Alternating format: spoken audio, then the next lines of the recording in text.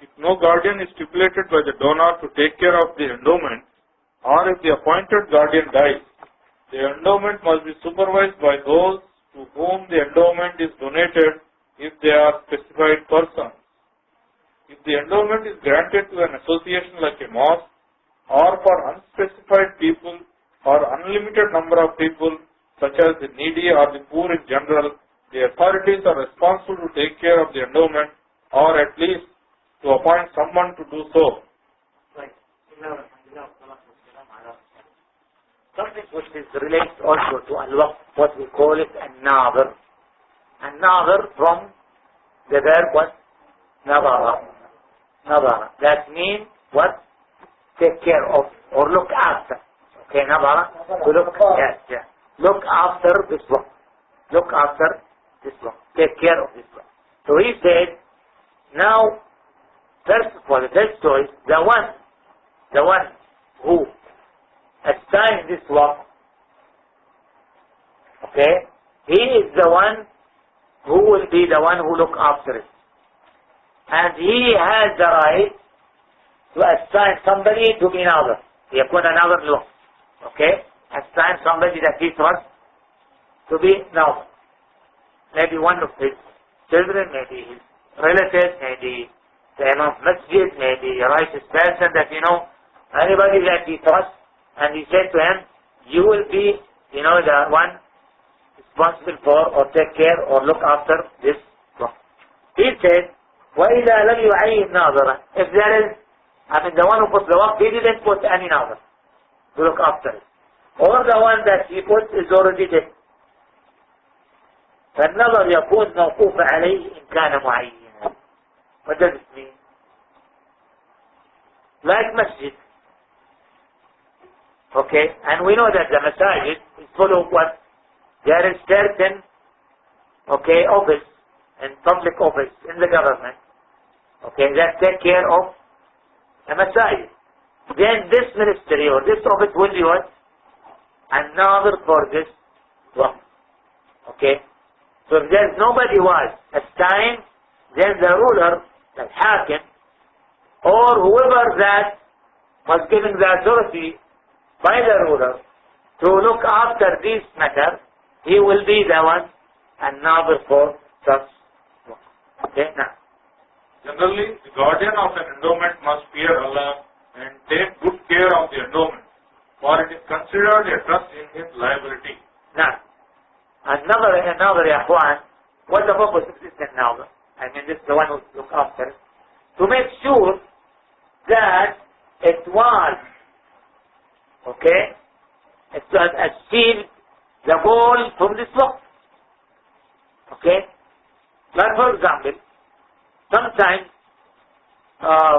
there is small school and somebody who say this place or this land will be for school, for the needy or for the poor or Quranic school, and made it as well. Right? And then something happened, was either destroyed for any reason, natural reason, some earthquake or whatever. Then he should take care of this and rebuild it again. Or should be moved for public, benefit. Like they say they want to start or to start or road from this area, and they have to remove this building. Then he makes sure that he got piece of land or other building similar to the one, to do the same purpose and the same goal of the person who put this one.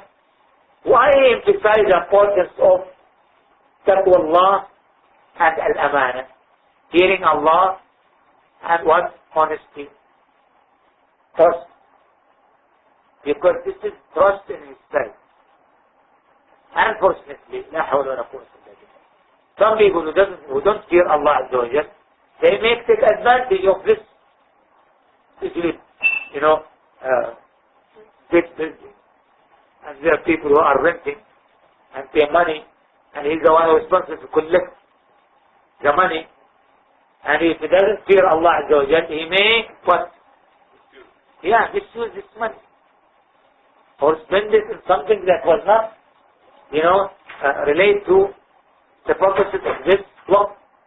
So we should fear Allah Azza wa Jalla. This is why when you assign anybody to take care of the waqf, you should put the right person. When you want to contribute to the waqf, check about the people behind this waqf.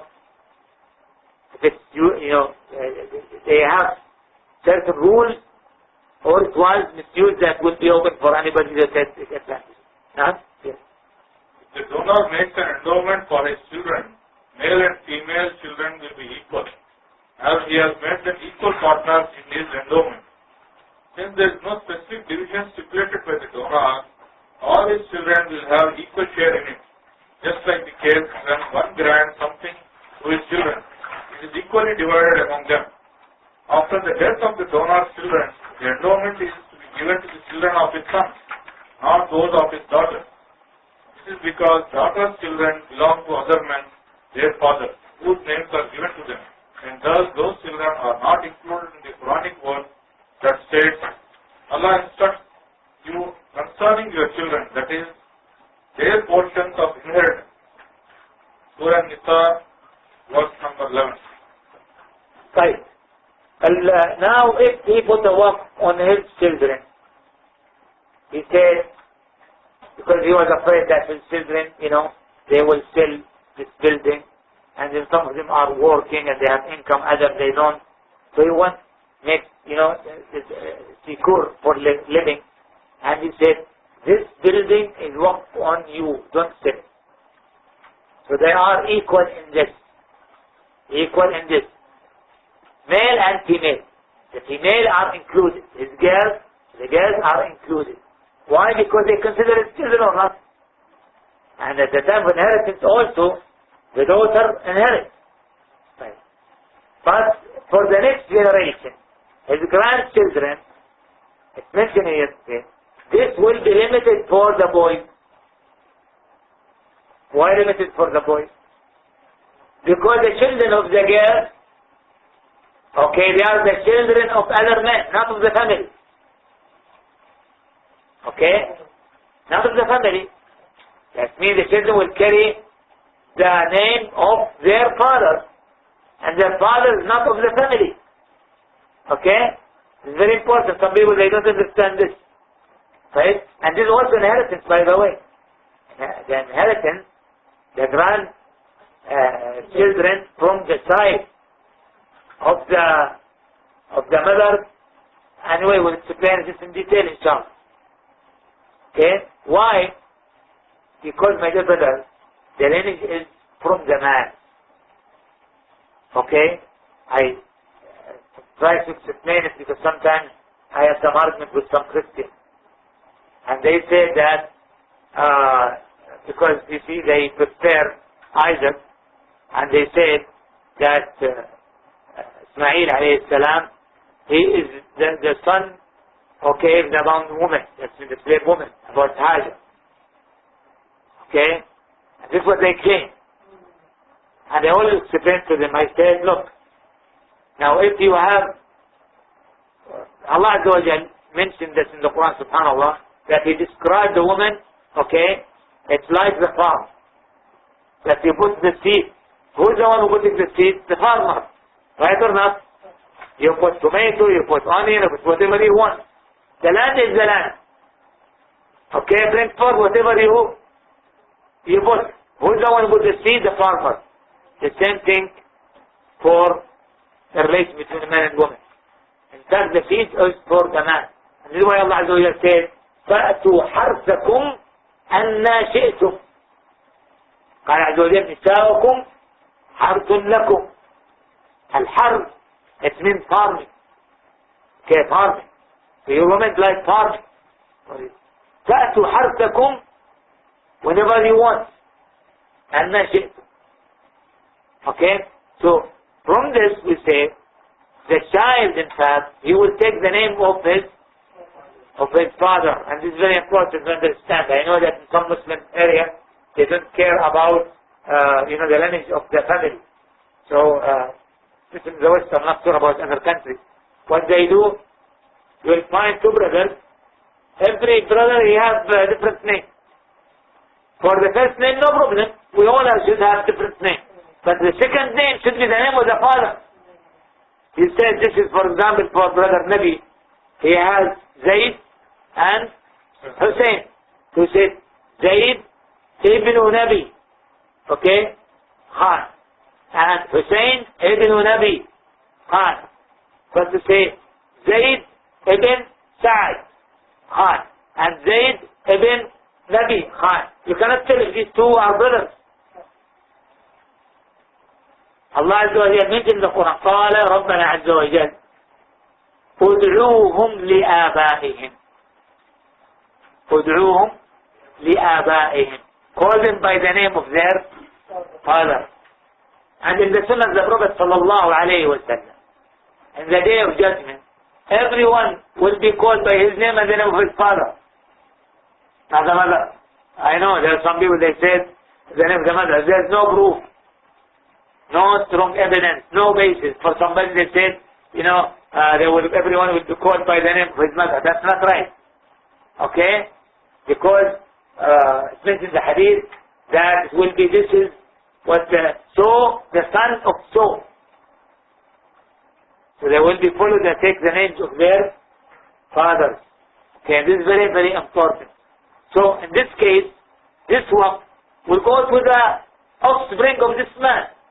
So if it went through this girl, this woman, then it will go to other offspring of other man. Huh? Some ulama, okay, they have other view. The other view, they said no. This also will be considered as his children, as his child. But it is the Jumhur, I think, which is more sound, is the one that says that only same like now. However, some scholars maintain that your children in the aforesaid verse also includes daughters' children, as one's daughters are one's children, and their children are the children of one's children, and Allah knows best. Right. If he said he's only in my boy, male, this is another. This is for the boy. ففي ورنق قال ولو وقف على أبنائي اختص الوقف بذكورهم. He said أبنائي, my sons, okay, then that means he talk about boy. If he said my children, it will include boy and girl. Okay? If it was mentioned about group, like class, for example, of kinship. Okay? The family of Khan, that means includes his children, children of his brothers, his cousins, all this big family. Okay? He said for them, then all of them are equal, included, men and women. Now, He do not say, I make this endowment for my sons, or for the sons of so and so, then the endowment will belong only to the sons, not the daughters, for the word sons refers to the male children, not to the female ones. Allah, exalted be, he shows such distinction when he says, or has he daughters while you have sons. Allah Azza wa Jalla here makes a difference between, he will need to know that there is a difference between the daughter and the son. قال عز وجل أم له البنات ولكم البنون. Why Allah Azza wa Jalla said this? Because the Arabs, they said the angels are the daughters of Allah. Okay? The angel, the daughter of God. So it says أم له البنات, then you refer to him, daughter. ولكم البنون, and you, the boy is for you. Why? Because the Arabs at that time, they prefer the boy over the girl. That even some of them, they bury their daughters alive. So here, they say they don't like girls, at the same time they attribute it to God. Okay?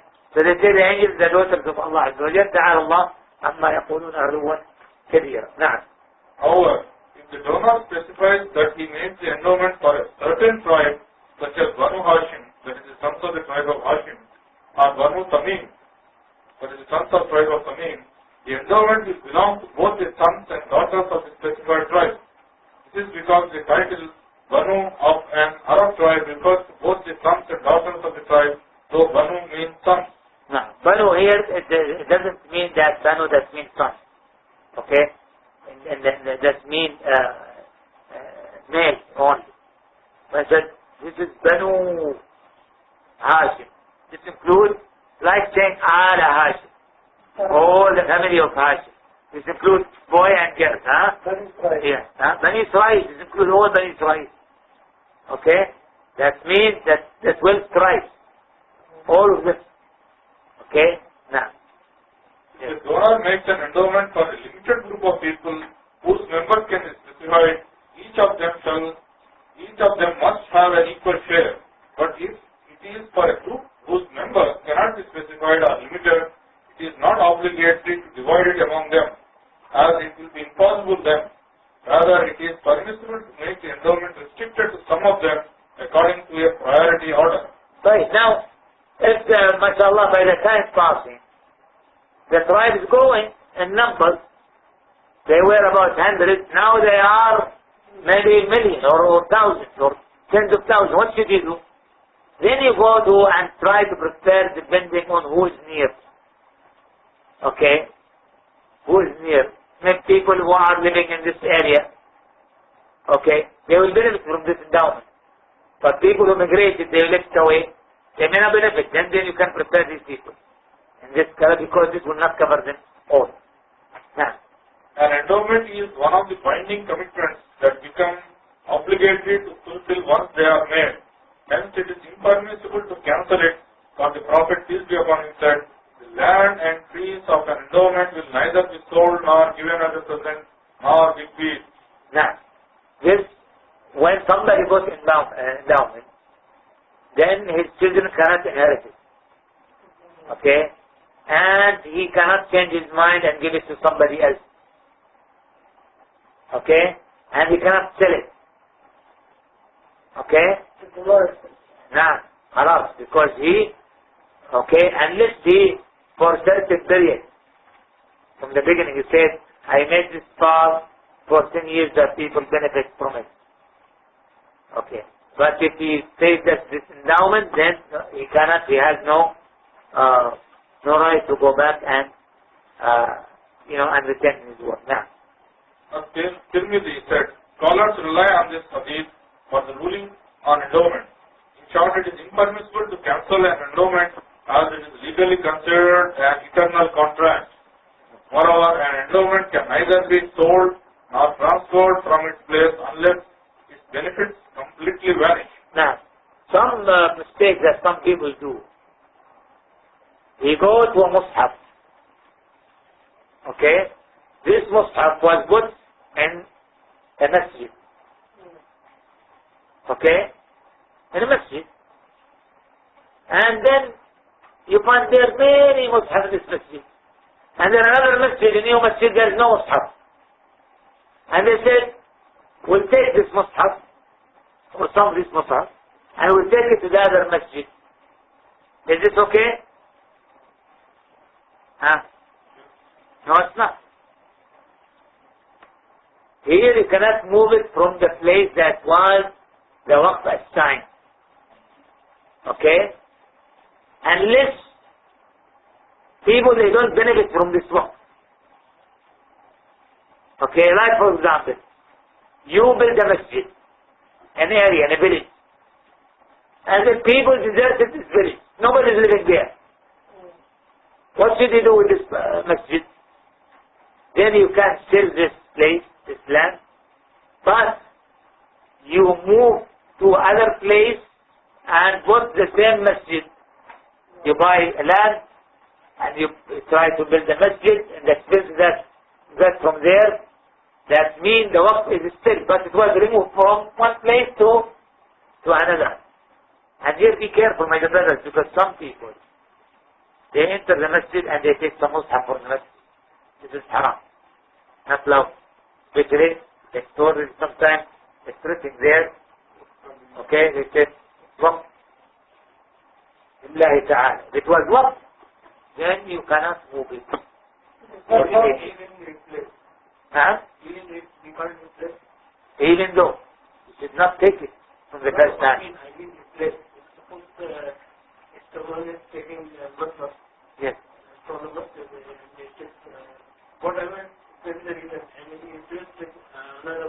He should not get it out. He should not get it out for any reason. You see? It's very important. And unfortunately, sometimes, you see in our college, for example, there's masjid. And their masahib, it was from the masjid. Students, when they have Quran class, what they do? They go and take it, and they go to class, and when they finish, they leave it there. Or maybe take it with home, that's not right. Or books. Book. That they were assigned endowment in a masjid. Or in a library, public library. Okay, it's not allowed to take it away. Okay, as we said, unless there is need that they don't benefit from this one, so they can move it to another area. Now, For example, when the endowed house collapses and the profit it makes cannot afford its repair, or when the endowed agricultural land becomes infertile and its yield cannot afford its reclamation, it is impermissible in such cases to sell the endowed object and use its prices to get its life. For this best serves the objective of its grantor. However, if the value of the sold endowed property cannot afford an equal substitute, the price is to be spent to get a similar one, even if of less value. Thus, the new property will be regarded as an endowment once it is bought. Now when he got the money, okay, that because, as we said, this place, a farm, you are in agricultural area, right? And you have a farm that says this waqf lillahi ta'ala. Whatever comes out of fruit, it should be given and distributed for the needy, right? And then the area was struck by drought, no water, become big valley. But you can get price for this land, okay, and move to other area which is not far away, for example. Then it's better to sell this and go and buy another farm.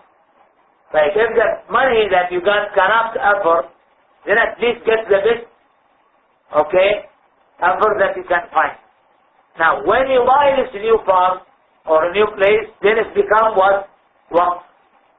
And we take the same rules.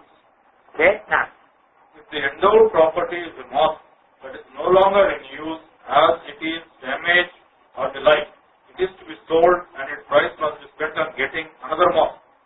If the profit of an endowment is dedicated to the mosque and the profit is more than enough, it is permissible to spend the surplus money on another mosque, for this serves and complies with the main purpose of the endowment. Similarly, it is permissible to give charity to the needy from surplus profit of an endowment originally allocated to a mosque. yeah. Now this the Sheikh said here, for example, a person contributed 3 million to build a masjid, okay, with certain design. And then they were able to deduct, okay, or take, like for example, somebody come and say, well, I build it for you with 1 million or 2 million. And now there's the third million, what should we do? Should we get it back and take it in our pocket, okay, or return it to the market? No. Then this, whatever money that was left, will be spent in the same purpose. Okay, and the purpose here is what? To build the masjid. Then will be spent on the masjid. Now, okay. If the donor designates a particular person as the endowment beneficiary and specifies a certain amount of money of the endowment profit to be granted to that person every year, the surplus money is to be specified. Here, Sayyifuddin, may Allah have mercy on him, said in this regard, if the proceeds of the endowment are always more than enough, the surplus must be charitably spent, for keeping it decreases its value. If the donor makes an endowment for the benefit of the mosque, then this mosque is ruined and the endowment yield cannot afford its repairs. It must be spent on another mosque. The same rule, if, for example, say that for this person, هذا وقف على زيت, that every year you should give 100 for Zayd. Okay? And the income was then more than what the waqf said, then could be spent to, okay, to something more. Okay? The other thing that we already discussed, that in the masjid, if we don't benefit for the masjid because people, they left the area or it was destroyed or they move it because they want to build public project or, for example, open road, then will be moved to another state. I think by this we will finish. Yeah. Allah will stop here inshallah. We'll continue next week. في باب أحكام الهبة والعطية. What the rules of what? Gifting and giving. Okay, inshallah, we'll know it because this is very important to know. Especially gifting your children is very important. Okay? Because many people unfortunately do many things wrong. Okay, I hope that we can finish it next week. So, after the vacation, we'll start with the inheritance. Sure.